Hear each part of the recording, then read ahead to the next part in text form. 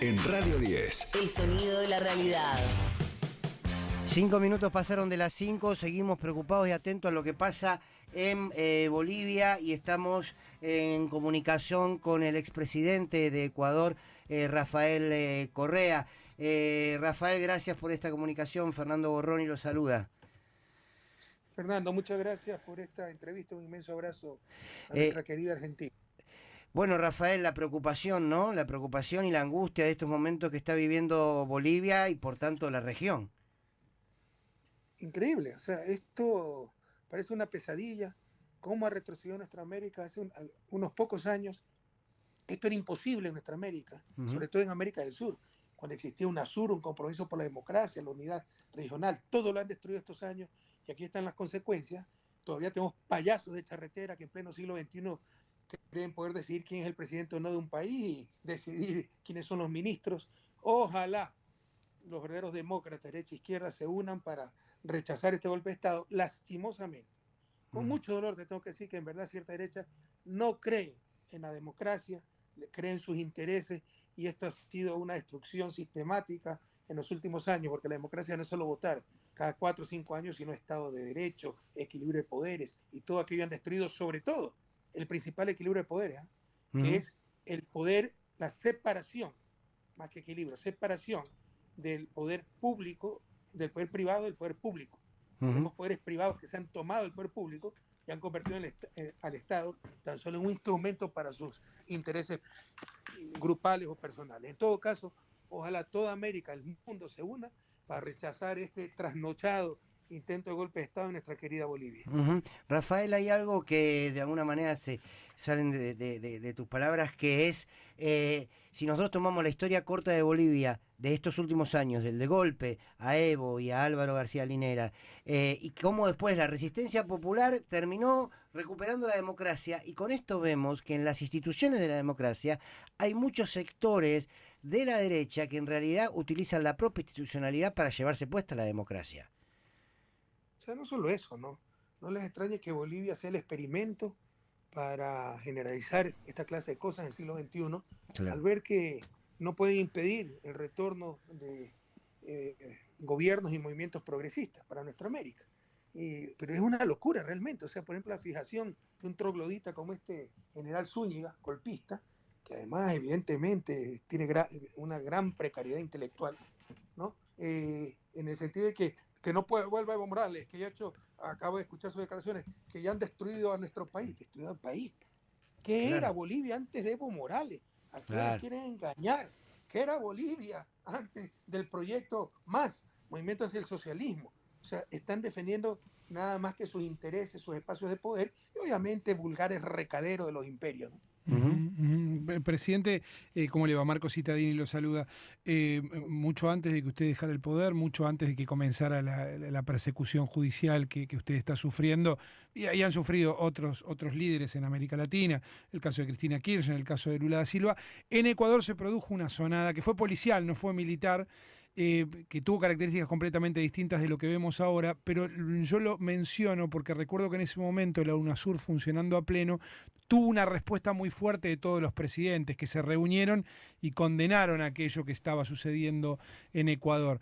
Parece que hoy no estamos en un tiempo en el que eso pueda volver a suceder, ¿no? Mira, primero una reflexión sobre lo que dijiste, ¿no? Introduciendo tu pregunta. A los movimientos progresistas, los líderes progresistas van con todo. Ahí no hay derechos humanos, principios constitucionales, absolutamente nada. Tenemos el lawfare, que nos inundan de juicios, uno más ridículo que el otro. Mientras más buscan la ruta del dinero, encuentran su dinero, pero no pasa nada, porque ellos sí tienen derecho a esconder dinero en paraísos fiscales, Panama Papers, Pandora Papers, y a nosotros nos tienen que hasta inventar influjo psíquico, ¿no? Entonces, tenemos el lawfare, tenemos el asesinato reputacional por medio de sus instrumentos para mantener el status quo, que son los medios de comunicación, que América Latina tiene la peor prensa del mundo y pertenece a las oligarquías, a los grupos de poder, y son los instrumentos para mantener las cosas como están. Nosotros no enfrentamos a los partidos de derecha, enfrentamos a sus medios de comunicación, que nadie se engañe con esto. Y como no les ha servido ni siquiera todo aquello, ya van de frente con golpes militares. En el 2010, sí, se intentó un golpe de Estado que empezó con una sublevación policial, se sublevó parte de la fuerza pública, parte de la Fuerza Aérea se tomó el aeropuerto de Quito, la Comisión de Tránsito, que una policía de tránsito se tomó el puente sobre el río Guayas, ciertos vándalos se tomaron los medios de comunicación, militares, policías más que militares se tomaron la Asamblea Nacional, pero el pueblo salió por miles a defender a su gobierno a las calles, gran parte de la fuerza pública, sobre todo Fuerzas Armadas, pues, fueron obedientes al orden constituido y al gobierno democrático, y sobre todo la unidad regional que se mostró enseguida, se reunió en el sur y dio un claro mensaje que no permitirían estas azonadas golpistas en el siglo XXI. Ya no existe, existe en el papel. Entonces, a eso me refería al inicio. ¿Cómo ha retrocedido nuestra América por la destrucción de estos insensatos estos últimos años? Porque, por ejemplo, la integración, la democracia, los derechos humanos deberían ser principios que van mucho más allá de cualquier ideología. Y ahora, en pleno siglo XX, tenemos un payaso de charretera que con sus tanquetas quiere tomar el poder en América del Sur.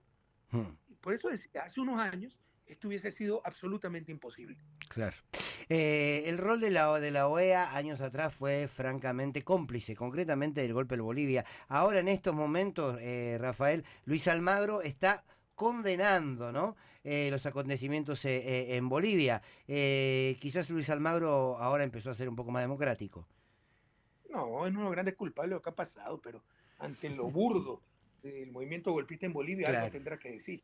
Es uno de los grandes culpables del retroceso, de la degradación de nuestra América, de su democracia, de la justicia social, de tantas y tantas áreas en que hemos retrocedido, ¿no? Y la OEA ha permitido todo esto. Por ejemplo, en Ecuador en el 2018, con un referéndum absolutamente inconstitucional, se dio un golpe de Estado. Ha permitido la persecución, ha permitido todo, ha apoyado sin rubor a los gobiernos más cavernarios con tal de que se alineen con Washington, y ha sido un simple peón de los intereses de Estados Unidos. Si hay algo que reformar en América Latina urgentemente es la OEA, que no es otra cosa que el Ministerio de las Colonias, con inmensas contradicciones. Por ejemplo, la Comisión Interamericana de Derechos Humanos, parte del sistema interamericano, parte de la OEA, tiene su sede en Washington, pero el sustento del sistema interamericano de derechos humanos es el Pacto de San José. Y Estados Unidos no ha ratificado el Pacto de San José, pero tiene la sede de la Comisión Interamericana. ¿Cómo podemos aceptar esas aberraciones? No reconoce la Corte de Derechos Humanos de San José, de Costa Rica. Es decir, para ellos no son vinculantes esas decisiones. ¿Cómo podemos aceptar esas aberraciones? América Latina tiene que construir su propio sistema de derechos humanos y ya está todo listo para aquello. Por ejemplo, con la Corte que funciona en Costa Rica, pero además debemos construir nuestros propios espacios para procesar diferencias y no tener que ir a discutir a Washington. Y eso es la CELAC, la Comunidad de Estados Latinoamericanos y del Caribe, pero que está también tremendamente debilitada en los actuales momentos. Presidente Rafael Correa, gracias por alzar la voz ahora. Ustedes también la están viendo muy duro, ¿no? No. De crecimiento interanual del 5%, pero se bajó la inflación. Eso es más o menos como cortarse la cabeza para quitarse las jaquecas, ¿no?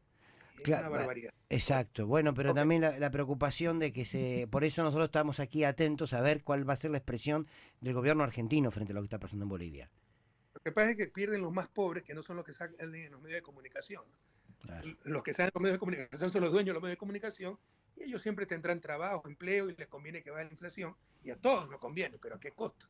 Claro. Están haciendo pedazos más pobres, ¿no? Un fuerte abrazo. Cuídense. Abrazo grande. El expresidente de Ecuador, Rafael Correa, alzando la voz en estos momentos tan difíciles para la región con un intento de golpe en este momento en Bolivia. Vos mencionabas que efectivamente está el repudio de Luis Almagro, distinto de lo que sucedió en 2019, que recordemos Almagro fue quien promovió a partir de una serie de dudas efectivamente que avanzara el cuestionamiento a Evo Morales, y dice: la Secretaría General de la OEA condena de la forma más enérgica los acontecimientos en Bolivia. El ejército debe someterse al poder civil legítimamente elegido. Enviamos nuestra solidaridad al presidente de Bolivia, Luis Arce y Catacora, su gobierno y todo el pueblo boliviano. Bueno, y continúa. Bueno, me parece que acá hay un dato, digo, más allá de lo que decía muy bien Rafael Correa, no ha cambiado Almagro, hay un dato de qué tipo de apoyo tiene este levantamiento de Zúñiga, por lo menos no el de la OEA. Bien, y no es menor. Bien, una tanda y seguimos con más. Radio 10